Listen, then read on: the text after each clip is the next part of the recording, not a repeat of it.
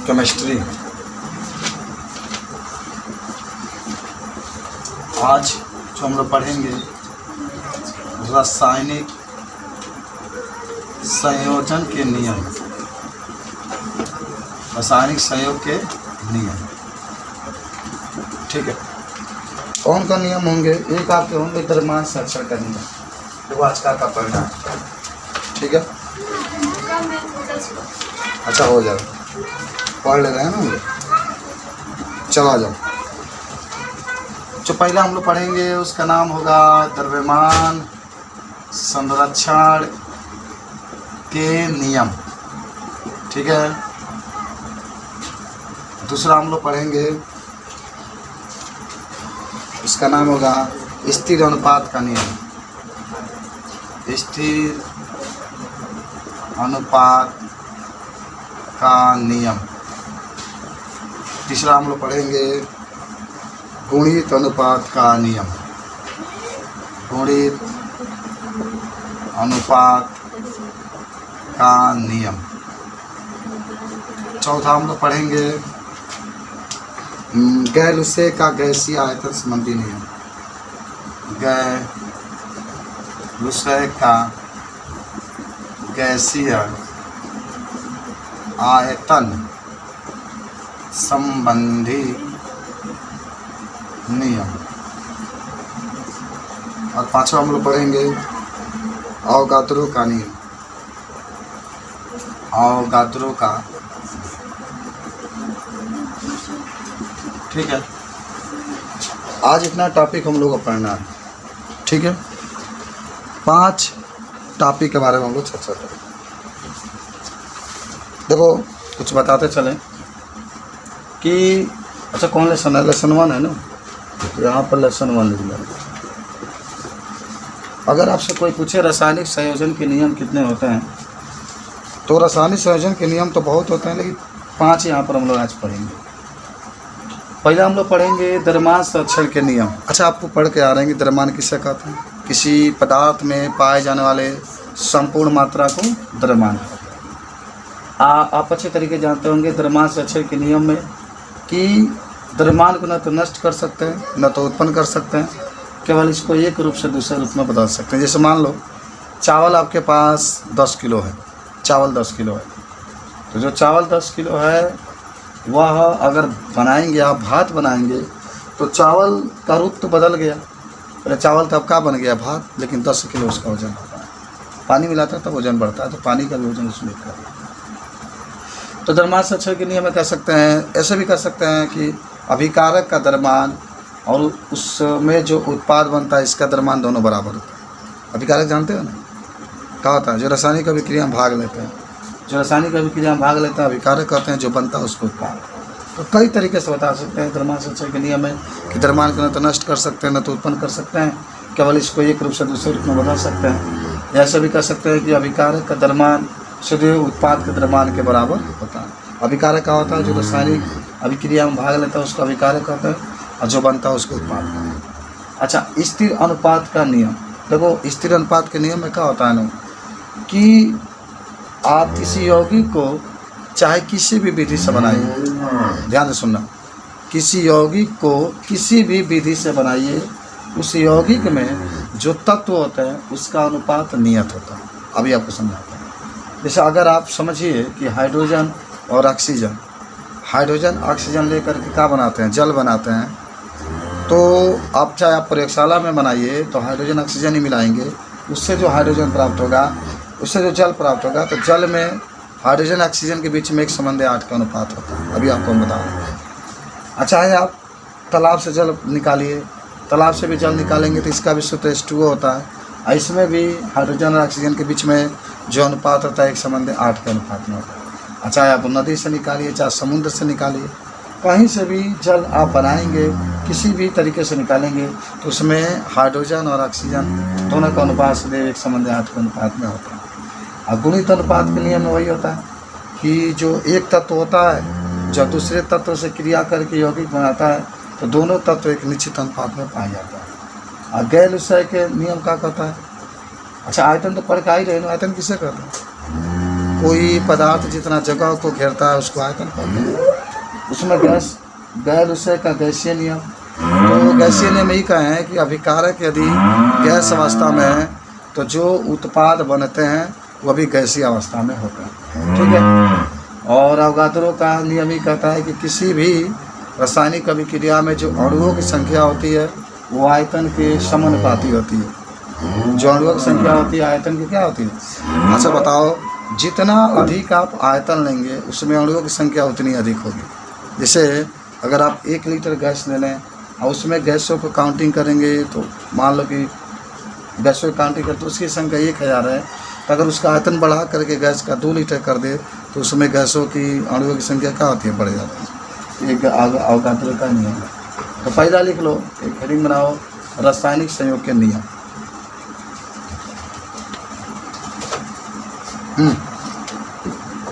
तो आज का पहला हेडिंग है रासायनिक संयोजन के नियम। देखो, जब कोई रासायनिक अभिक्रिया संपन्न होता है, जब कोई रासायनिक अभिक्रिया संपन्न होता है तो उसमें जो उत्पाद बनते हैं, उसमें जो उत्पाद बनते हैं तो वह विभिन्न तत्वों से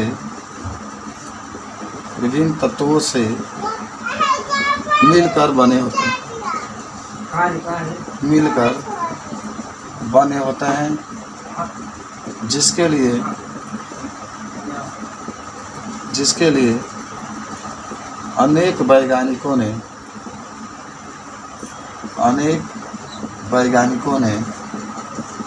नियम दिए हैं।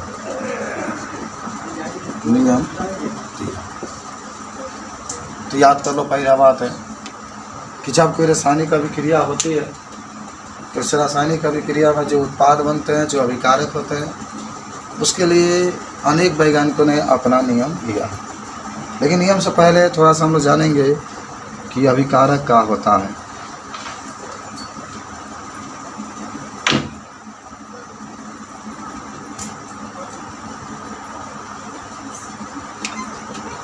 चलें, आपसे अगर कोई पूछे अभिकारक के बारे में तो क्या आप बता सकते हैं?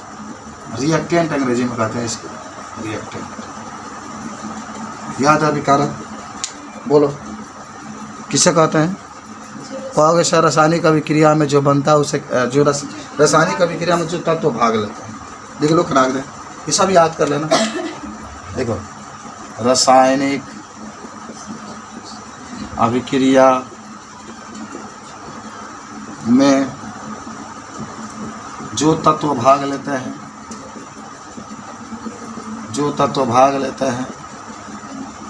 उसे अभिकारक कहते हैं।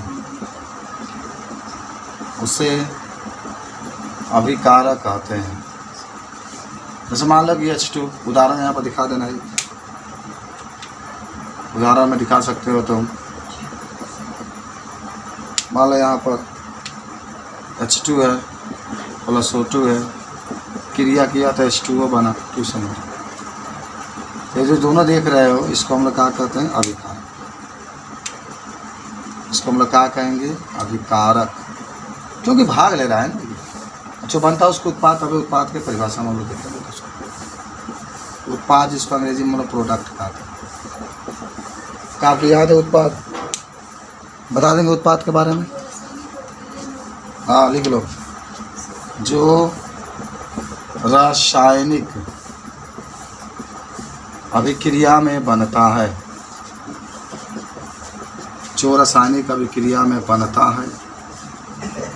उसे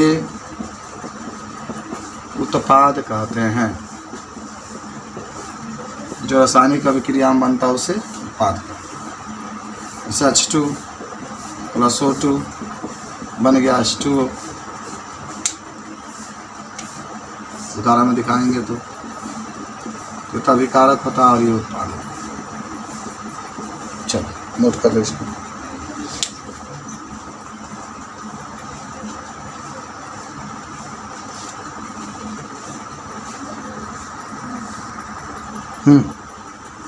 तो द्रव्यमान संरक्षण के नियम में क्या होता है, देख लो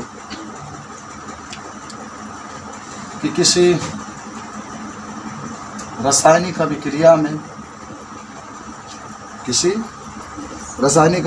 में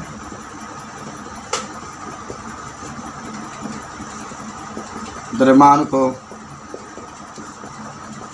न तो नष्ट किया जा सकता है न तो उत्पन्न किया जा सकता है। द्रव्यमान को न तो नष्ट किया जा सकता है और न ही उत्पन्न किया जा सकता है।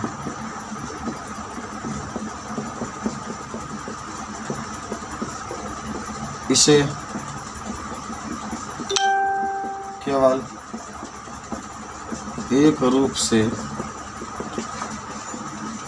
दूसरे रूप में बदला जा सकता है।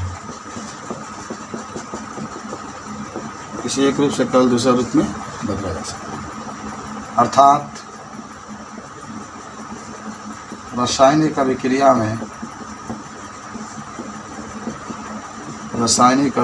में अभिकारक का द्रव्यमान और उत्पाद का द्रव्यमान बराबर होते हैं। देखो मैं उदाहरण तुम लोग को बता दूं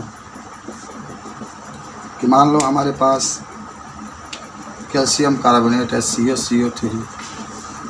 हम इसको गर्म किए तो कैल्शियम ऑक्साइड और कार्बन डाइऑक्साइड में बदल गया। अब यहाँ कैल्शियम कार्बोनेट का परमाणु भार 40, कार्बन का 12, ऑक्सीजन का 16 × 3, कैल्शियम का 12, कैल्शियम का 40, ऑक्सीजन का 16, कैल्शियम का 12, ऑक्सीजन का 16 × 2, ये 40, 17, 48, 12, 60, 40, 100 और इधर भी पूरा जोड़ोगे तो 100 आ जाएगा। इस तरीके से यह द्रव्यमान संरक्षण के नियम का पुष्टि करता है।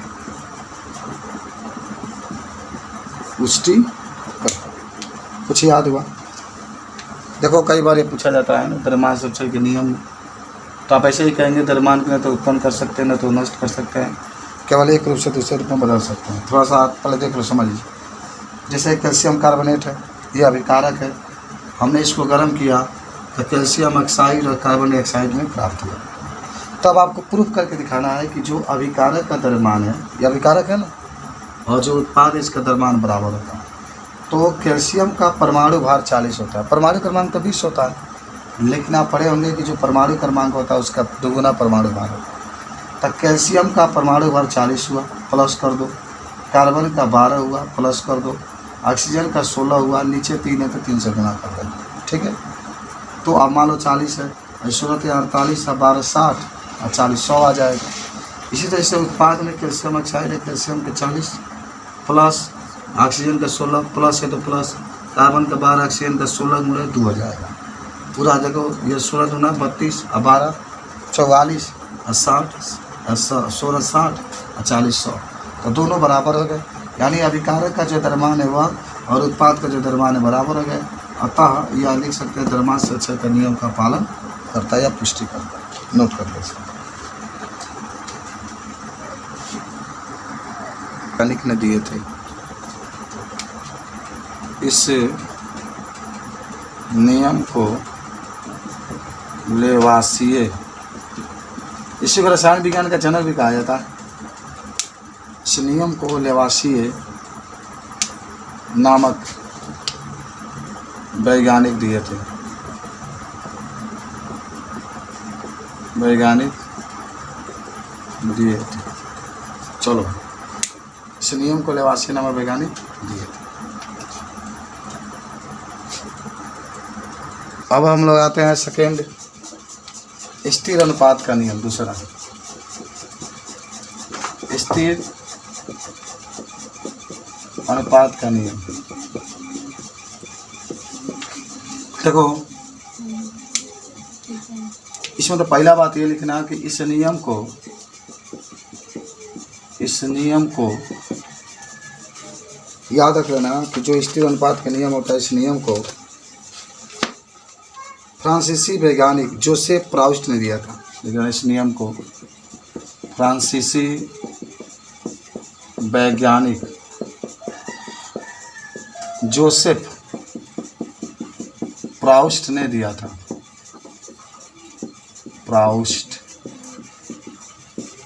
याद कर लेना, प्राउस्ट ने दिया था।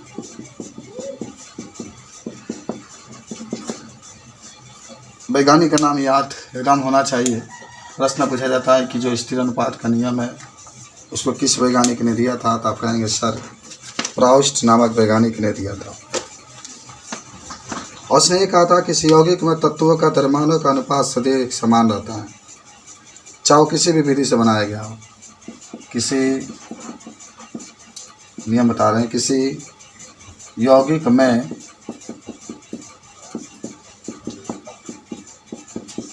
तत्वों का द्रव्यमान सदैव एक निश्चित अनुपात में होता है, चाहे वह किसी भी विधि से बनाया गया, किसी भी विधि से बनाया गया।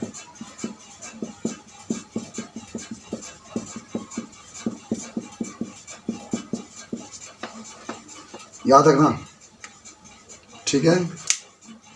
मान लो हमारे पास आपसे कोई प्रश्न पूछे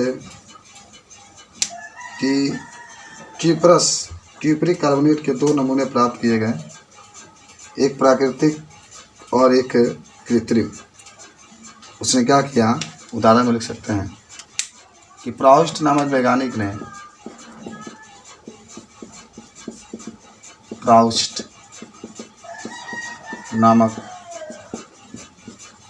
वैज्ञानिक ने क्या किया, दो क्यूपरिक ऑक्साइड के, दो क्यूपरिक कार्बोनेट के दो नमूना प्राप्त किए। कौन कौन, देखिए एग्जाम्पल मैं नीचे में बना रहा हूँ, समझ इस तरीके से प्राप्त करना है वो।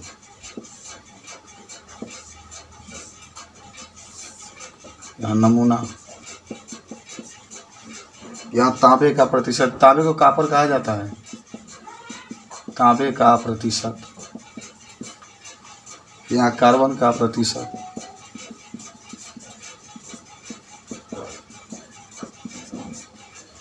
फिर यहाँ ऑक्सीजन का प्रतिशत।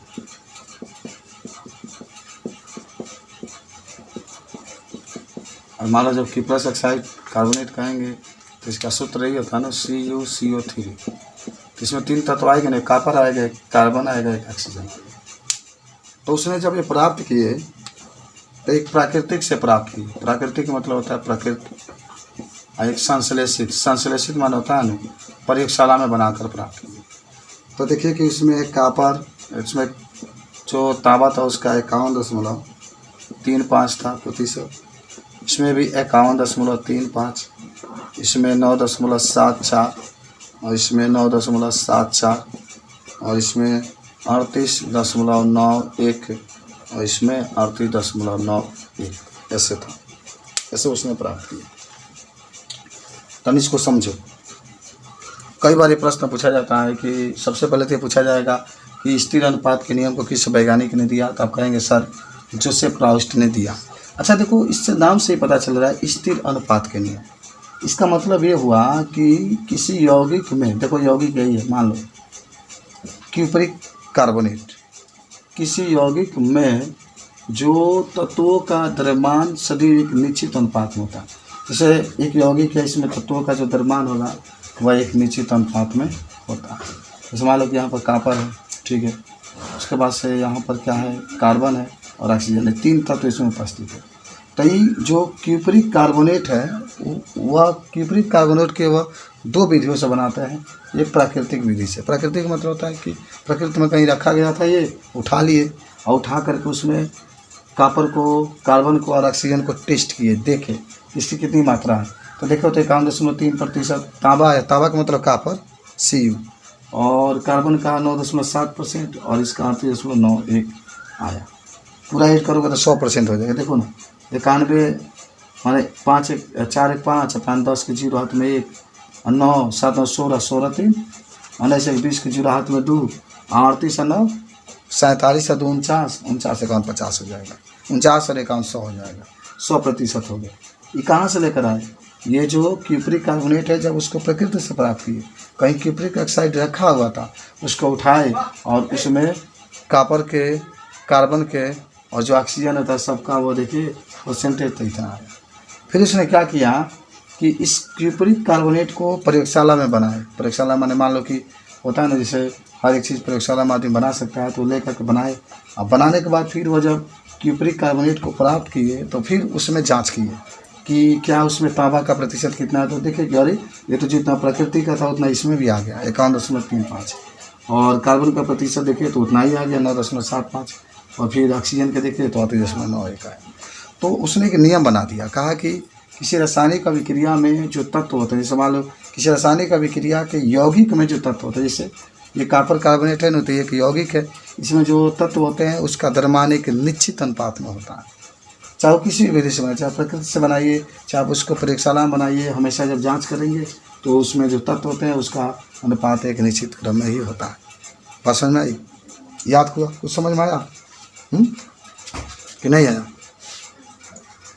नंबर आते हैं हम लोग इसके पास 3 के पास।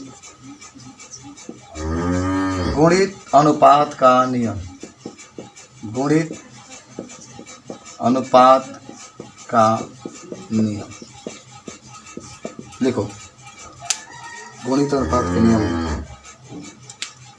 पहले तो जानो कि इस नियम को डाल्टन नामक वैज्ञानिक ने दिया था, कि इस नियम को सन 1803 ईस्वी में डाल्टन का नाम बहुत प्रसिद्ध है, डाल्टन नामक वैज्ञानिक ने दिया था। कभी भूलना मत इसको। हमारे इस नियम के अनुसार लिखना कि यदि 2 तत्व संयोजित होकर एक से अधिक यौगिक बनाते हैं, यदि 2 तत्व संयोजित माने मिल करके, संयोजित माना होता है मिल करके 2 या 2 से अधिक यौगिक बनाते हैं, 2 या 2 से अधिक यौगिक बनाते हैं, 2 या 2 से अधिक यौगिक बनाते हैं, तो एक तत्व के साथ दूसरा तत्व का संयुक्त होने वाला द्रव्यमान छोटे पूर्णांक के अनुपात में होता है। तो एक तत्व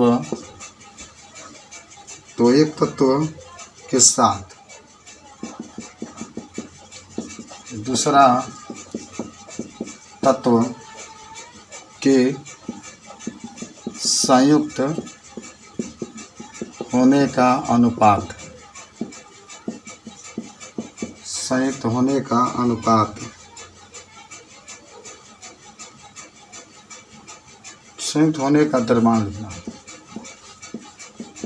एक छोटे से पूर्णांक के रूप में होता है, एक छोटे से पूर्णांक के रूप में होता है। जैसे हम आपको कहे उदाहरण में कि उदाहरण अगर लें तो एक लिख सकते हैं यहाँ पर hydrogen plus oxygen, hydrogen plus oxygen. ये जब क्रिया करेंगे तो जल बनाते हैं। तो हाइड्रोजन 2 ग्राम, ऑक्सीजन 16 ग्राम, जल 18 ग्राम। फिर दूसरा का है हाइड्रोजन प्लस ऑक्सीजन बनता है हाइड्रोजन पेरोक्साइड, हाइड्रोजन पेरोक्साइड।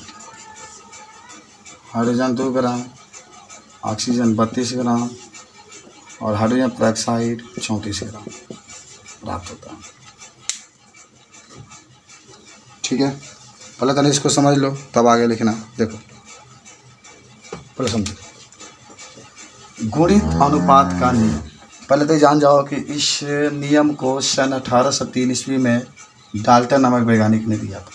अब सुनो क्या कहते, यदि 2 तत्व संयोजित होकर यहाँ पर लिखना, होकर 2 या 2 से अधिक यौगिक बनाते हैं। जैसे मान लो कि एक ये तत्व है, तो सुनो हाइड्रोजन, एक ये तत्व है ऑक्सीजन, ये दोनों मिल करके एक यौगिक बनाए जल 18 ग्राम।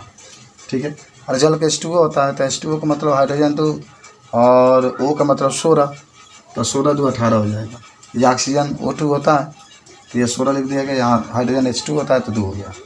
देखो क्या कहें कि यदि 2 तत्व संयोजित होकर 2 या 2 से अधिक यौगिक बनाते हैं। 2 तत्व, एक ये तत्व हुआ और एक ये तत्व, यह हाइड्रोजन हुआ, यह ऑक्सीजन हुआ, आपस में मिले और मिल करके एक यौगिक क्या बनाते हैं जल। एक ये यौगिक बनाते हैं और फिर ये देखो हाइड्रोजन और ऑक्सीजन फिर आपस में हाइड्रोजन ऑक्सीजन में मिले और फिर हाइड्रोजन पेरोक्साइड यानी H2O2 बनाते हैं। हाइड्रोजन पेरोक्साइड के सूत्र जानते हैं ना, क्या होता है? हाँ, यही होता है H2O2, यही होता है H2O2। तो क्या कहे सुनो, यदि 2 तत्व संयोजित होकर 2 या 2 से अधिक यौगिक बनाते हैं तो एक तत्व के साथ दूसरा तत्व का संयुक्त होना, देखो एक ये तत्व है, इसके साथ दूसरे तत्व का संयुक्त होना एक छोटे से पूर्णांक के रूप में होता है। देखो कैसे, मान लो यहाँ भी 2 ग्राम है, यहाँ क्या है 2 ग्राम है, तो यहाँ ऑक्सीजन कितना है 16 ग्राम है, देख रहे हैं। फिर यहाँ पर 2 ग्राम है तो ऑक्सीजन कितना है 32 ग्राम। फिर इसी तरह से 2 ग्राम होगा तो ऑक्सीजन हो जाएगा 48 ग्राम। यह एक अनुपात में होता मिलता हुआ चला जाएगा। समझ में आया? तो यही आपका होता है गुणित अनुपात का नियम कि जो जब 2 तत्व मिलते हैं, इतना याद रखो कि जब 2 तत्व मिल करके एक यौगिक बनाते हैं तो उन दोनों तत्वों का जो पूर्णांक होता है वो एक उन 2 तत्वों के जो द्रव्यमान होते हैं, देखो ये हाइड्रोजन का द्रव्यमान है 2 ग्राम, ये ऑक्सीजन का द्रव्यमान है, ग्राम का मतलब द्रव्यमान होता है ना। तो जो तत्व मिलते हैं उनका जो द्रव्यमान होता है एक छोटे से अनुपात में होता है। हर तत्व का अनुपात सेम रहेगा, 2 यहाँ, फिर आगे भी लिखते हैं तो 2, फिर इसका आगे भी लिखते हैं 2, लेकिन जो ऑक्सीजन का अनुपात होता है वह अलग अलग होता है। यहाँ 16 है तो यहाँ 32, तब 48, तब 64, तब 80, एक निश्चित अनुपात में पाया जाता है। हालांकि जो पहला तत्व होता है उसका अनुपात एकदम एक समान होता है। समझे कि नहीं समझे? समझ गए। कोई भी चीज़ नहीं समझ में आता। चलो अब हम लोग पढ़ने वाले हैं कौन, 4 नंबर गैर-लुसैक का नियम। गैर-लुसैक का नियम। चलो पहले लिख लेते हैं इस नियम को, तब हम समझते हैं। लिखो इस नियम को गैर-लुसैक नामक वैज्ञानिक ने 1860 ईस्वी में दिया था। इस नियम को गैर-लुसैक नामक वैज्ञानिक ने सन 1808 ईस्वी में दिया था। याद हो गया? 1860 ईस्वी में गैर-लुसैक नामक वैज्ञानिक ने दिया था। अब इस नियम के अनुसार लिख लो। उसने ये कहा था कि जब रासायनिक अभिक्रिया में गैसें संयुक्त होती है, जब रासायनिक अभिक्रिया में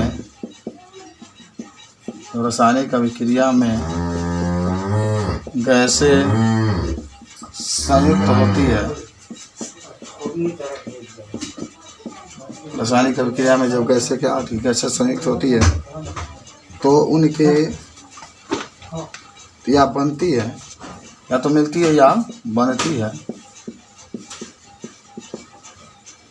तो उनके आयतन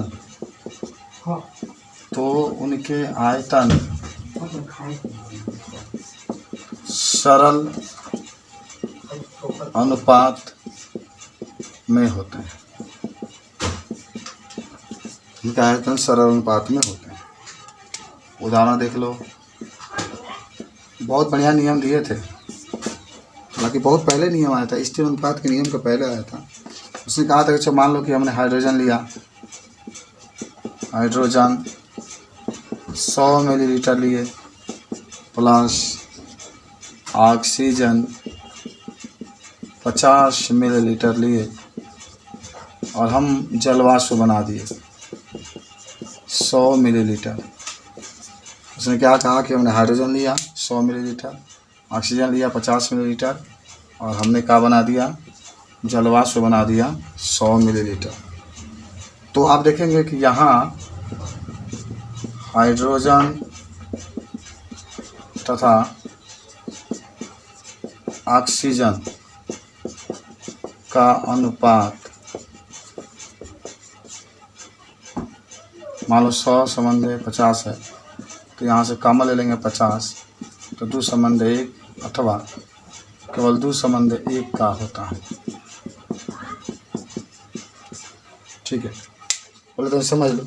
देखो ये क्या हुआ कि अगर आपसे पूछा जाता है कि देखो सबसे पहले यही नियम आया था, कहेंगे गैलुसैक का नियम, आयतन संबंधी नियम। देखो गैलुसैक का आयतन, गैसीय आयतन संबंधी। एक बात जरूर होगा कि गैलुसैक वैज्ञानिक का नाम है। गैलुसैक किसका नाम है? वैज्ञानिक का नाम है। और गैसीय का मतलब होता है कि वो गैस के बारे में ही नियम देंगे। किसके बारे में? गैस के। चाहे विकारक हो चाहे उत्पाद, हमेशा गैस ही रखेंगे और उसके आयतन से संबंधित ही नियम देंगे। इसीलिए देखो यहाँ जितना देख लो, यहाँ पर हाइड्रोजन लिखा गया, यह भी गैस है। यहाँ पर ऑक्सीजन लिखा गया, भी गैस है। यहाँ पर जलवाष्प लिखा गया। जल अगर लिखा होता ना तो द्रव हम लोग कहते हैं, लेकिन क्या लिख दिया गया? जलवाष्प, यह भी गैस है। और हाइड्रोजन की मात्रा क्या लिया? 100 मिलीलीटर। मिलीलीटर ही बताता है कि आयतन लिया गया, क्योंकि आयतन का मात्रा मिलीलीटर होता है। आप जानते होंगे जहाँ मिलीलीटर है तहाँ 10⁻³ लीटर लिख सकते हैं। तो हाइड्रोजन 100 मिलीलीटर, ऑक्सीजन 50 मिलीलीटर और जलवाष्प कितना बन गए? 100 मिलीलीटर। तो फिर देखो यहाँ आप देखो क्या कहें हैं, समझो। जब रासायनिक अभिक्रिया में गैसें संयुक्त होती है, देखो ये संयुक्त मतलब ये भी एक गैस है और ये भी एक गैस है, एक दूसरे से मिला हुआ। अच्छा, जलवाष्प के सूत्र तो देख लो। जलवाष्प का सूत्र यही होता है H2, जो जल का होता है वही जलवाष्प का होता है। और वही बर्फ़ का भी होता है। सुनो इधर, बर्फ़ का भी कोई सूत्र पूछेगा तो यही कहना, लेकिन ये ठोस अवस्था में होता है, जम गया होता है। जलवाष्प का सूत्र भी कहेगा तो वही H2O लिखता है, लेकिन ये वाष्प में होता है। जैसे ना पानी जब तेज सूरज की रोशनी पड़ती है तो पानी वाष्प बनकर उड़ता है। चाहे तुम लोग खाना बनाते हो धुआं निकलता है, उसका भी सूत्र यही होता है H2O, और जल का सूत्र H2 होता है। तो कहे हैं देखो कि जब रासायनिक अभिक्रिया में गैसें संयुक्त होती है, गैसें संयुक्त का मतलब होता है कि ये भी एक गैस है हाइड्रोजन और ये भी एक ऑक्सीजन गैस है, आपस में मिली। संयुक्त का मतलब मिली, यह बनती है, या दोनों मिलती है तो देखो बन गए जलवाष्प। तो लिखा गया, तो इनके आयतन सरल अनुपात में होते हैं। देखो ये आयतन है 100 है। अच्छा, अनुपात जब भी पूछेगा ना, सुनो सिंपल सी बात, अनुपात जब भी पूछेगा तो जैसे मान लो कि यहाँ पर 100 है तो 100 ऊपर लिख लो और नीचे कितना लिख लो? 50। और कर दो तो 2/1। तो अब इसको क्या लिखते हैं? 2 संबंधी के लिखते हैं ना अनुपात। वही है, जब भी अनुपात पूछेगा तो देखो 100 मिलीलीटर उसने हाइड्रोजन लिया, 50 मिलीलीटर उसने ऑक्सीजन लिया। और मिलीलीटर किसके बारे में बता रहा है? ऑक्सीजन के बारे में बता रहा है। और फिर उसने क्या किया कि उसने 100 बटा क्या लिया? 50 लिया। माना अनुपात बताने के लिए भाई बटा में तो करना पड़ेगा, काट दिए। तो देखो यहाँ पर 100 है, 50 से 50 कॉमन ले ले तो यहाँ 2 बचेगा, यहाँ पर 1। तो है इतनी मुश्किल है, लेकिन बटा में कर देंगे तो आसान है। देखो 2 संबंध 1 का एक अनुपात प्राप्त हो जाता है। यही उसने कहा था कि जब गैसें आपस में संयुक्त करती है या बनती है तो उसमें जो गैसों का अनुपात होता है एक सरल अनुपात होता है। जैसे 100 मिलीलीटर यहाँ पर लिया गया 50, तो 2 संबंध 1 का अनुपात में। अब नोट करिए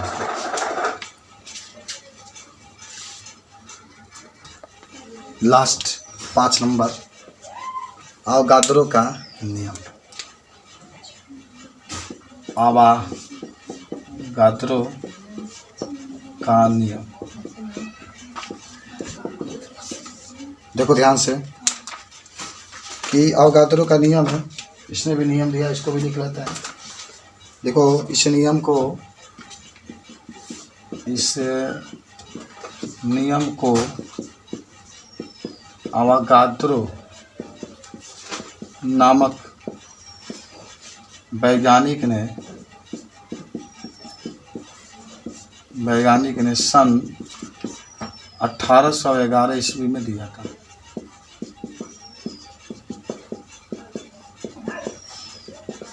इस नियम को अवगाद्रा नामक वैज्ञानिक ने सन 1811 में दिया था। क्या किया, क्या कहे थे, देखो इसने ये कहे थे कि समान ताप और दाब पर किसी आयतन में गैस के अणुओं की संख्या समान होती है।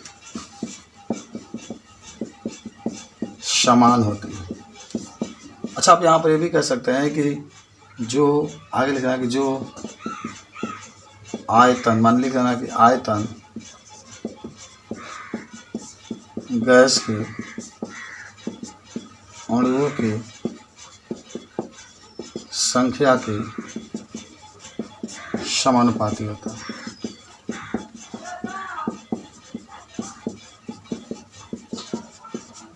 अर्थात जितना अधिक आयतन होता है,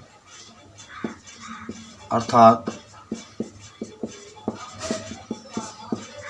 जितना अधिक आयतन होता है उतना ही अधिक गैस के अणुओं की संख्या होती है, उतना ही अधिक गैस की अणुओं की संख्या होती है। भी समानुपाती या न लिख लेना, हाँ भी समानुपाती या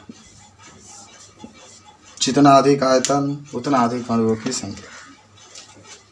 तो यही है कि अगर आपसे पूछें कि अवगाद्रो का नियम क्या होता है तो आप इसको याद रखें। कहेंगे इस नियम को अवगाद्रो नामक वैज्ञानिक ने सन 1811 में, देखना याद रखना, ये कई बार पूछा जाता है कि अवगाद्रो का नियम किस सन में दिया गया था, तो 1811 ईस्वी में। और ये भी कह सकते हैं कि इस नियम के अनुसार समान ताप और दाब पर किसी माने आयतन में गैस के अणुओं की संख्या, आयतन में लिख लेना, आयतन में गैस के अणुओं की संख्या समान होती है। आयतन गैस के अणुओं की संख्या के समानुपाती होता है, अर्थात जितना अधिक आयतन होता है उतना ही अधिक गैस के अणुओं की संख्या भी होती है। देखो भी समानुपाती यहाँ लिखा गया, जितना अधिक आयतन होगा अणुओं की संख्या उतना ही अधिक होगी, ठीक है ना। आयतन कम अणुओं की संख्या कम। अगर 2 लीटर तुम गैस लेते हो उसमें अणुओं की संख्या 1000 है, जब 4 लीटर गैस के आयतन कर दोगे तो अणुओं की संख्या कितनी हो जाएगी, 4000 हो जाएगी। तो याद रखना, यह अवगाद्रो के नियम ने कहा था कि जितने अधिक हम लोग आयतन लेंगे उतना ही अधिक उनमें गैस के अणुओं की संख्या होती है। तो इस तरीके से आज का केमिस्ट्री हम लोग पढ़े, ठीक है। चलो, तो आज हम लोग फिजिक्स के अंतर्गत लेसन 2 शुरू करते हैं। और देखो इसमें क्या क्या पढ़ना है। Class 11 physics lesson 2। पाठ के क्या नाम है, मापन दिया, क्या दिया है, मात्रक एवं मापन। देखो हम लोग सबसे पहले जो शुरुआत करेंगे यहाँ से, सबसे पहला जो टॉपिक होगा उसका नाम होगा भौतिक राशि। भौतिक राशि, उसके बाद से होगा मूल राशि, उसके बाद से होगा मूल मात्रक। पहले तो मात्रक पढ़ेंगे हम लोग, उसके बाद से मूल मात्रक, उसके बाद से व्युत्पन्न राशि, तब हम लोग पढ़ेंगे व्युत्पन्न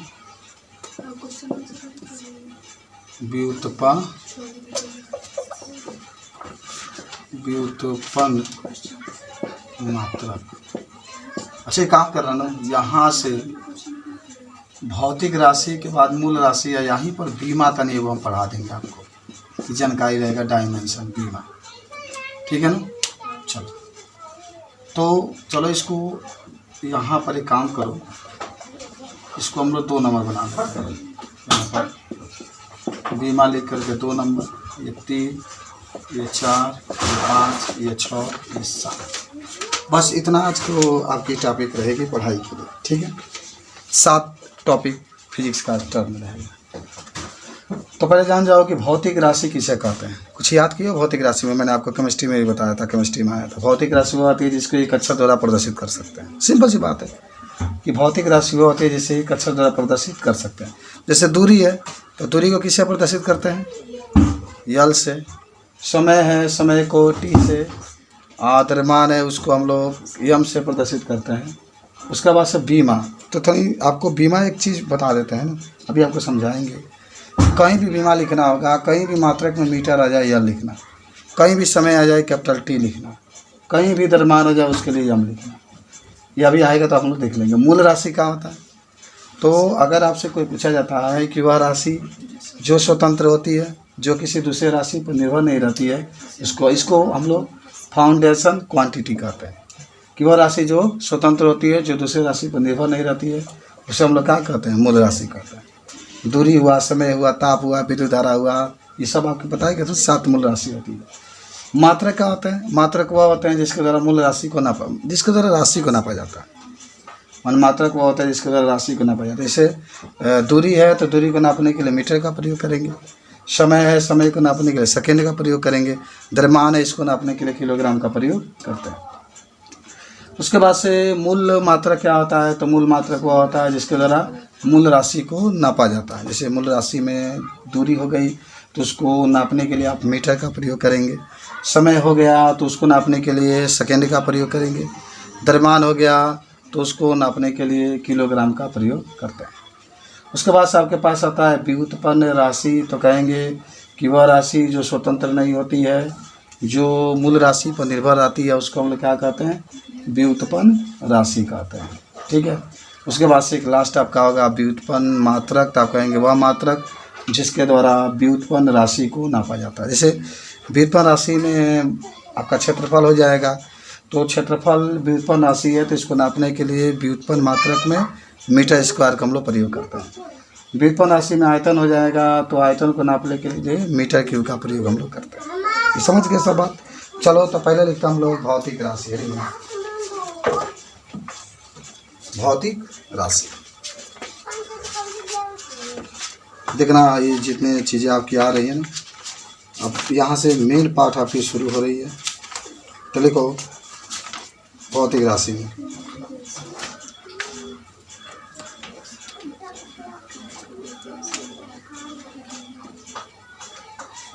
भौतिक राशि, इसको हम लोग कहते हैं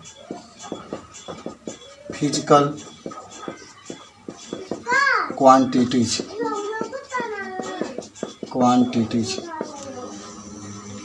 देखो भौतिक राशियाँ वे होती हैं, भौतिक राशियाँ वे होती हैं जिन्हें एक अक्षर से प्रदर्शित कर सकते हैं। कि भौतिक राशियाँ वे होती है जिन्हें एक अक्षर से प्रदर्शित कर सकते हैं। याद कर लो, भौतिक राशियाँ वे होती हैं जिन्हें एक अक्षर द्वारा प्रदर्शित कर सकते हैं। जैसे उदाहरण में हमारे पास क्या हो जाएगा? उदाहरण में कुछ बातें लिख सकते हैं। 1 है, 2 है, 3 है, 4 है, 4 लिखे। जैसे हमारे पास समय है तो समय के लिए क्या लिख देते हैं हम लोग? टी लिखते हैं ना। दूरी है, दूरी के लिए हम लोग यल लिखते हैं। द्रव्यमान है, द्रव्यमान के लिए हम लोग यम लिखते हैं। क्षेत्रफल है तो क्षेत्रफल के लिए हम लोग क्या लिख देते हैं? तो सिंपल सी बात रहा कि आपसे अगर पूछा जाए तो इस चीज़ को आप बता सकते हैं। यानी क्या कहेंगे आप कि भौतिक राशियाँ वे होती हैं जिन्हें हम लोग एक अक्षर द्वारा प्रदर्शित कर सकते हैं। जैसे समय आपका भौतिक राशि है, इसको प्रदर्शित करने के लिए आप टाइम टी का प्रयोग करते हैं। और दूरी है, दूरी भी एक भौतिक राशि है, इसको प्रदर्शित करने के लिए यल का प्रयोग करते हैं। द्रव्यमान है, इसको यम का। क्षेत्रफल है, ए का। आयतन होता तो हम लोग उसको भी से प्रदर्शित करते हैं। बल होता तो एफ से। कार्य होता तो डब्ल्यू से। गतिज ऊर्जा होता तो के से। बहुत सारे भौतिक राशियाँ हैं जिन्हें हम एक अक्षर द्वारा प्रदर्शित कर सकते हैं। याद हो गया सबको? कोई भी पूछेगा भौतिक राशि किसे कहता है तो बता देंगे ना कि भौतिक राशि अवयव होती है जिन्हें एक अक्षर द्वारा प्रदर्शित कर सकते। जैसे आपको देख रहे हैं समय भी एक भौतिक राशि है जिसको हम लोग T से प्रदर्शित करते हैं। दूरी भी एक भौतिक राशि है जिसको L से, द्रव्यमान भी एक भौतिक राशि है जिसको M से, क्षेत्रफल भी एक भौतिक राशि है जिसको हम लोग A से प्रदर्शित करते हैं। चलो, भौतिक राशि के बाद हम आपको बता देते हैं बीमा। देखो, बीमा डायमेंशन अंग्रेजी में कहते हैं बीमा, इसको हम लोग कहते हैं डायमेंशन। देखो, बीमा वह होता है जिसके द्वारा मात्रकों का संक्षिप्त रूप लिखा जाता है। लिख लेना, बीमा वह होता है जिसे मात्रकों को संक्षिप्त रूप में लिखा जाता है। अच्छा, एक बात जरूर लिख लेना, नियम जो होगा बीमा का लिखने का यही होता है नियम। पहले M, तब L, तब T, तब A, तब थीटा। हाँ, हम एक आपको चीज़ ज़रूर बताएंगे कि अगर कहीं भी मीटर आ जाए या सेंटीमीटर आ जाए या किलोमीटर आ जाए तो इन सभी के लिए आप बीमा को बड़ा लेटर में और बड़ा कोष्ठक में लिखिए। याद रख लो। चलो, अभी जान जाओगे। कहीं अगर सेकेंड आ गया, जिसे समय होता है ना, अब उसका कहीं मिनट आ गया, कहीं घंटा आ गया, तो इसके लिए हमेशा कैपिटल लेटर में T लिखते हैं। ठीक है, ठीक है, ठीक है। एकदम बीमा भी पढ़ते चले जाना है। अगर कहीं आपको किलोग्राम लिख लिया, कहीं आ गया, या फिर आपके पास ग्राम आ गया, तो इसके लिए हमेशा कैपिटल M का प्रयोग करते हैं। अगर कहीं, चलो कैपिटल M का प्रयोग कर देते हैं। कहीं आपका एम्पियर आ गया, आप पढ़े होंगे विद्युत धारा, विद्युत धारा पढ़े होंगे। विद्युत धारा का मात्रा क्या होता है? एम्पियर होता है ना। तो ये कहीं आ जाता है तो इसके लिए A हम लोग लिखते हैं। और अगर कहीं ताप आ गया तो ताप का तो मात्रा केल्विन होता है, केल्विन आ गया या सेल्सियस आ गया तो इसके लिए अपन हम लोग थीटा लिखते हैं। देखो, बहुत इंपॉर्टेंट चीज़ पढ़ रहे हैं। जब तक आप लाइफ में पढ़ेंगे, पूरा 10 पढ़े, पूरा 11 पढ़ेंगे तभी बीमा की बात होगी, पूरा 12 पढ़ेंगे तभी बीमा की बात होगी। बीमा तो भूल ही नहीं सकते हैं आप। कोई भी कार्य का बीमा पूछेगा, बल का बीमा पूछेगा, समय का बीमा पूछेगा। तो देखो, पहले तो आपको कहेंगे बीमा वह होता है जिसे मात्रकों को संक्षिप्त रूप में लिखा जाता है। जो मात्रक होता है उसको संक्षिप्त रूप में जब लिख देंगे हम लोग, एक अक्षर द्वारा प्रदर्शित कर देंगे, तो उसी को हम लोग बीमा कहते हैं। बीमा लिखने का नियम, कहीं भी लिखिएगा, चाहे इधर हो चाहे उधर हो, हमेशा पहले M लिखा जाता है, उसके बाद से L लिखा जाता है, उसके बाद से T लिखा जाता है, उसके बाद से A लिखा जाता है, उसके बाद से थीटा लिखा जाता है। कहीं भी आपको दिखाई दे, दूरी दिखाई दे या लंबाई दिखाई दे या चौड़ाई दिखाई दे या ऊंचाई दिखाई दे, कहीं मीटर हो, सेंटीमीटर हो, किलोमीटर हो, जहाँ भी माने दूरी संबंधी बात करेगा तो उसको हमेशा कैपिटल L लिखते हैं। लेंथ होता है इसीलिए कैपिटल L लिखते हैं। कुछ बात समझे कि नहीं समझे? कहीं मीटर हो, सेंटीमीटर हो या फिर आपके किलोमीटर हो या जो भी हो, उसके जगह पर हम लोग हमेशा L लिखेंगे। समय के लिए कहीं सेकेंड हो, कहीं मिनट हो या घंटा हो, इन तीनों के लिए हम लोग बड़ा कोष्ठक में बड़ा लेटर में T लिखते हैं बीमा के रूप में। किलोग्राम हो या ग्राम हो, द्रव्यमान का मात्रक होता है, इसके लिए हम लोग कैपिटल लेटर में बड़ा कोष्ठक में कैपिटल M लिखते हैं। विद्युत धारा हो तो इसका मात्रक एम्पियर होता है, तो इसे हम लोग कैपिटल A के रूप में लिखते हैं। ताप हो, ताप का मात्रक केल्विन होता है, इसको हम लोग कैपिटल लेटर में थीटा के रूप में क्या करते हैं? लिखते हैं। कुछ बात समझ में आई? तो इस तरीके से अगर आपसे कभी भी बीमा दिखाई दे, पूछा जाए, तो इस चीज़ को आप ऐसे लिख सकते हैं। बात समझ में आई? लिखा जाएगा। आगे बढ़े हम लोग, बोलो कौन दिक्कत है तो पूछो। देखो, मूल राशि के परिभाषा में यहाँ पर मूल राशि अंग्रेजी में कहते हैं फंडामेंटल क्वांटिटीज कहोगे। देखो, आप पढ़ के भी आ रहे हैं। वह राशि जो स्वतंत्र होती है वह राशि जो स्वतंत्र होती है, जो दूसरे राशि पर निर्भर नहीं रहती है, उसे मूल राशि कहते हैं। उसे मूल राशि कहते हैं। ठीक है, अभी हम दोनों एक साथ अध्ययन करेंगे। यहाँ लिख लेते हैं मूल मात्रक पहले। तो मूल मात्रक में आप यहाँ पर लिखिएगा, पहले तो मात्रक लिख लेते हैं। यूनिट कहा जाता है अंग्रेजी में इसको, यूनिट। तो मात्रक वे होते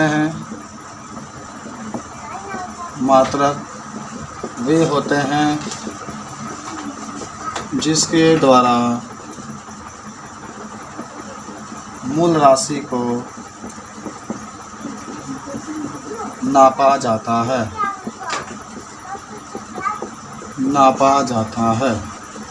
चलो भाई, मात्रक वे होते हैं जिसके द्वारा मूल राशि को नापा जाता है भाई। ठीक है, मात्रक के बाद हम लोग लिखते हैं यहाँ पर मूल मात्रक।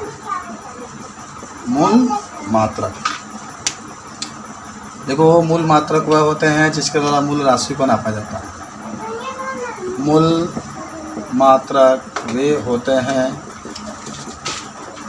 जिसके द्वारा मूल राशि को नापा जाता है। और यहाँ पर आप एक चीज़ बना लीजिएगा, मूल राशि, तब यहाँ पर लिखिएगा मूल मात्रक, तब यहाँ पे लिख लीजिएगा बीमा, ABCDEF।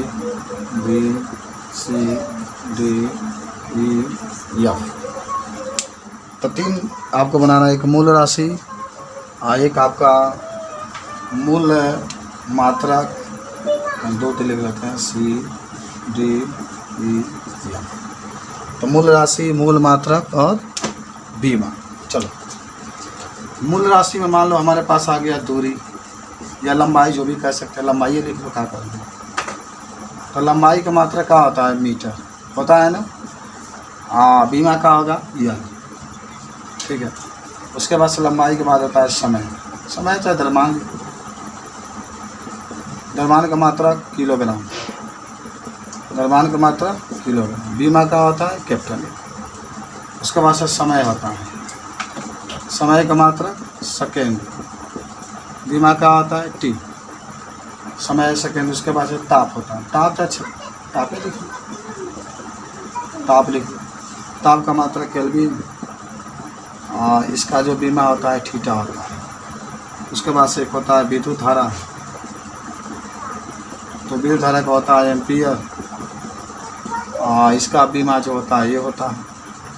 उसके बाद से लिख लेना ज्योति तीव्रता, या फिर तरजीह लिखना ज्योति तीव्रता। इसका मात्रा कैंडेला होता है, बीमा वगैरह नहीं होता है। उसके बाद से होता है पदार्थ की मात्रा, और इसका मात्रक में मूल्य। ठीक, तो हम लोगों ने क्या क्या पढ़ा आज। पहले तो ये देखे कि अगर आपसे पूछा जाए मूल राशि क्या होता है, पहला हेडिंग यही था। सेकेंड हेडिंग, तो वह राशि जो स्वतंत्र होती है, जो दूसरी राशि पर निर्भर नहीं रहती है, उसे मूल राशि कहते हैं। माने ये किसी से बनती नहीं है, स्वयं में रहती है, स्वयं में बनी रहती है। इसी को हम लोग क्या कह देते हैं, तो मूल राशि कह देते हैं। उसके बाद से मात्रक हम लोग देखें, तो मात्रक वे होते हैं जिसके द्वारा मूल राशि को या राशि को नापा जाता है। उसके बाद से मूल मात्रक वे होते हैं जिसके द्वारा, यहाँ मूल काट देना, खाली राशि लिखना, तो इसके द्वारा मूल राशि को नापा जाता है। हाँ, याद रखना, मूल राशि, मूल मात्रक, बीमा। मूल राशि में लंबाई है, तो लंबाई का मात्रक क्या होता है, मीटर। ये सब जितना मात्रक लिखा गया है ना, और मैं लेता हूँ, ये सब मात्रक MKS प्रति पढ़े है ना, उसी में लिखा गया है। और मीटर किलोग्राम सेकेंड होता है। तो लंबाई है, लंबाई का मीटर बीमा में है। द्रव्यमान है, द्रव्यमान का मात्रक किलोग्राम, बीमा में यम होता है। समय है, समय का मात्रक में सेकेंड, बीमा में कैपिटल T। ताप है, ताप के मात्रक केल्विन, विभव में थीटा। विद्युत धारा, ये सब मूल राशि का नाम है। विद्युत धारा है मात्रक में पी और विभव में ए। ज्योति तीव्रता है मात्रक में कैंडेला या कैंडेला लिख दिया गया है तो कैंडेला का विमा कुछ नहीं होता है। और पदार्थ की मात्रा है मात्रक में मोल, विमा में कुछ नहीं होता। तो ये मूल राशि याद हो गया होगा, पूरा याद कर लो अभी। मूल मात्रा का मतलब आपका विमा, नोट कर लो इसको। नोट हो गया। हाँ।